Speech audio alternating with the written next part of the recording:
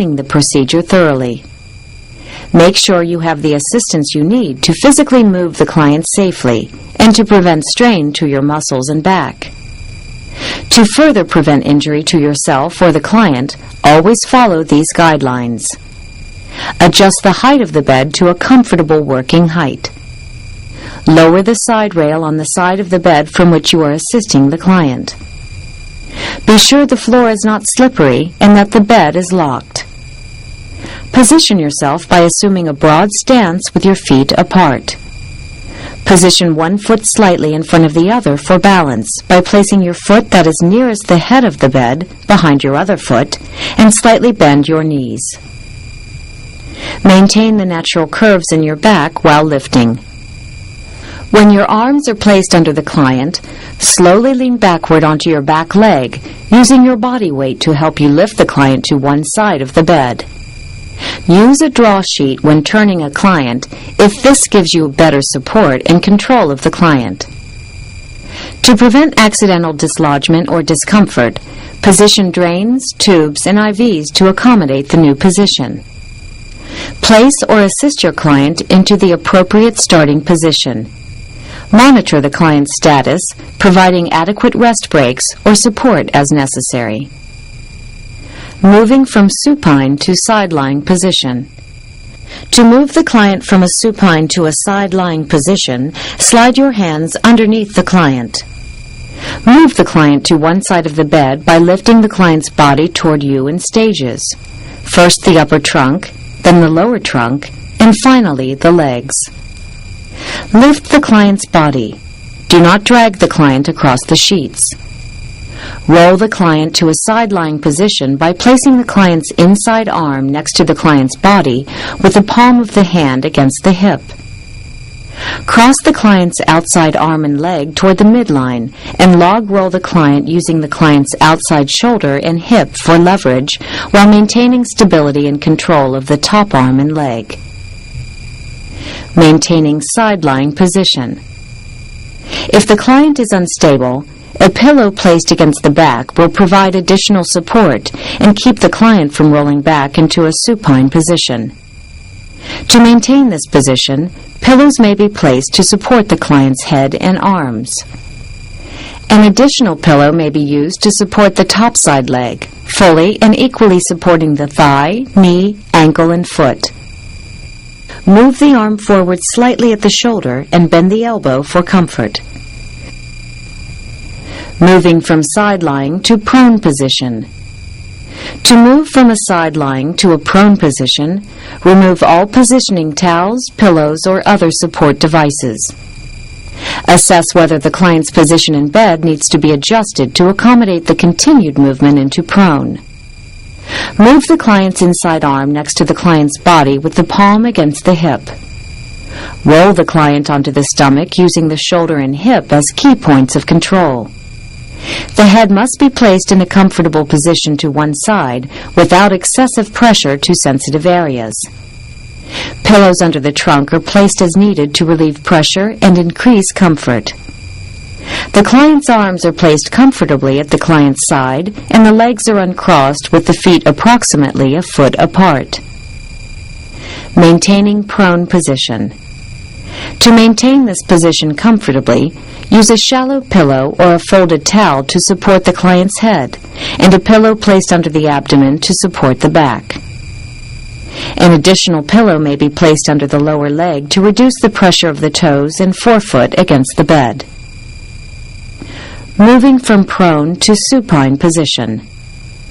To move from a prone to supine position, repeat the same preparatory steps, making sure you and your client are prepared and that you have the assistance you need.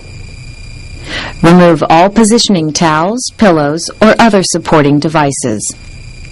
Slide your hands underneath the client. Move the client segmentally to one side of the bed to accommodate the new position. Position the inside arm next to the client's body with the client's palm next to the hip. Roll the client to supine by log rolling the client toward you, using the client's outside shoulder and hip for leverage. Have the client's face positioned away from the direction of the roll to prevent undue pressure to the face or neck. When the client reaches supine, place the client's arms and legs comfortably into anatomical positions. Maintaining the supine position. A heel protector may be used to support the foot, as well as a pillow placed between the heel and gastrocnemius muscle to reduce the pressure on the heels. To prevent excessive external rotation of the lower extremity, a trochanter roll may be used. For comfort, additional pillows may be used to support the client's head, arms, or low back. For your client's safety, be sure to replace side rails to an upright position and to lower the bed to a beginning position. Place the call light within easy reach of the client. Move the bedside table close to the bed. Finish by washing your hands.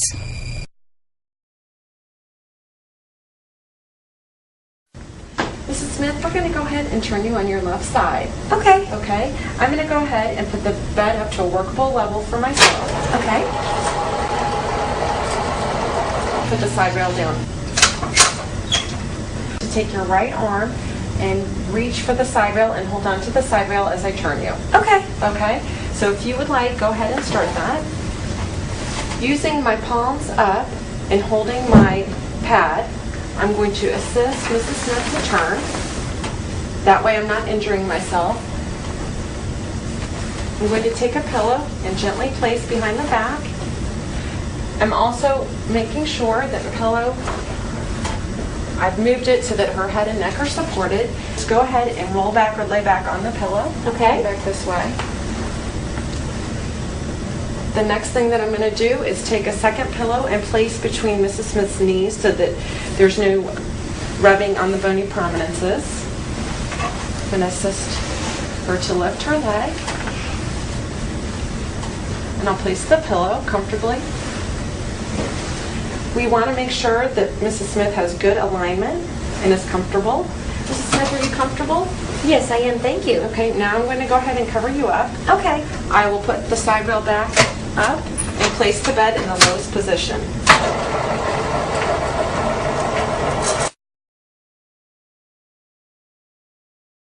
I'm going to begin by placing the brake on my wheelchair on both sides.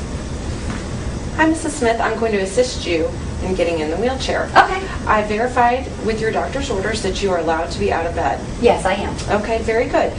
And your feet need to be flat. I also want to point out that you have on non-skid socks. Yes. Okay? If not, shoes would be appropriate. Okay. I would like you to take one hand and place it on the side rail. Okay. One hand firmly on the bed, because I'm going to ask you to push yourself up and stand up. I will be here in front of you to stabilize you. Okay. And my feet are spread at shoulder width just to make sure that we are nice and straight and stable. Good. Okay? Once we do this, we're going to pivot and move to the wheelchair. Okay, thank you. Okay? All right. I'm ready. Are you ready? Are you dizzy? No dizziness. Okay, very good. Let's go ahead and pivot. Okay, I'm a Move little to the wheelchair. unsteady, I think. Okay. What I'd like you to do is feel the seat of the wheelchair with the back of your legs. Okay. And then with your arms, I'd like you to reach back Uh-huh. and touch the armrest of the wheelchair. Okay. Use your arms to lower yourself into the chair. Okay. Very good. Let me go ahead and put your footrest down. Help you thank get your you. feet there. You're welcome. Okay. Now we're ready to go. Hello, Mrs. Smith. I'm going to be assisting you in using your walker today. Okay. I've checked with your doctor's order, and you have an order to be out of bed using the walker ambulating in the hallway. Okay. Okay? I'm going to explain to you what we're going to do before we do this so that we can get you up and move you safely. Okay. Okay? What I'd like to begin with is note that you have your gait belt on, and it's fitting snugly around your waist. Mm-hmm. I'm going to ask you to take one arm and place it on your side rail, one hand, I'm sorry, and one hand firmly on the bed.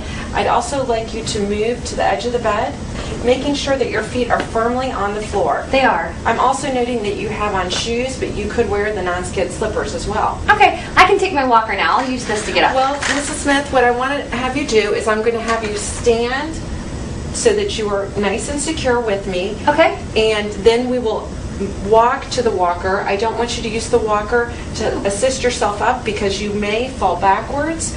It will become unsteady if you pull on it, and so it's not as safe to do it that way. Oh, I never knew that. With my feet apart at about shoulder width, I'm going to assist you by holding onto the gait belt, and when I let you know, I want you to go ahead, pushing with your arms, Okay. go straight up. I'm going to be bending with my legs. Oh, okay. Okay? Here we go. Very good.